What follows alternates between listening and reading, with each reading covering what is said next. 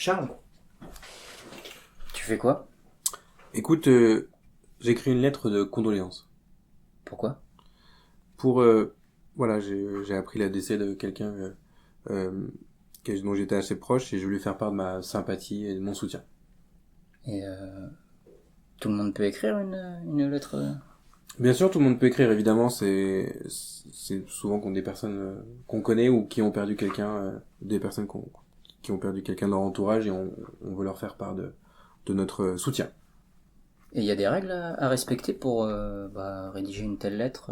Alors bien sûr, il y a des règles au niveau de la politesse. On n'écrit pas, on fait attention à ce qu'on écrit. Ce qui est important, c'est de choisir les bons mots.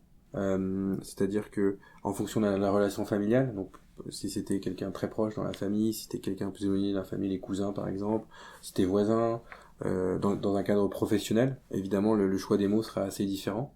Il faut savoir aussi qu'en fonction de la nature du décès, est-ce que c'était une longue maladie, est-ce que c'est un accident, ça va aussi influer en fait sur le choix des mots, sachant que sur le site vous trouverez voilà toutes les idées qui permettront d'avoir une marque de départ par rapport à la lettre de condoléances qu'on souhaite écrire.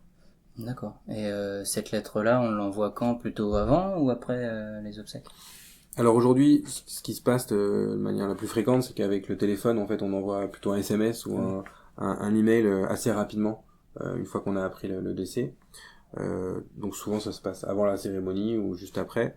La lettre de condoléances c'est un petit peu différent, on l'envoie souvent après la cérémonie. C'est un moment à la fois fort dans l'écriture, puisque on veut faire part de soutien, on veut faire part de moments forts qu'on peut avoir avec eux.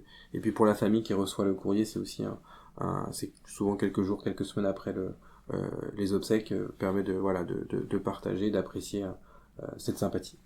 Et mais si on attend trop avant de l'envoyer, on pourra pas envoyer les fleurs avec?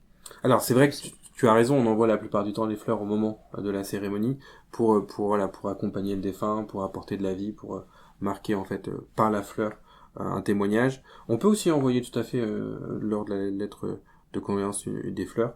On peut faire les deux. Après, c'est au choix de la famille de marquer son soutien. D'accord. Merci Charles. Je t'en prie.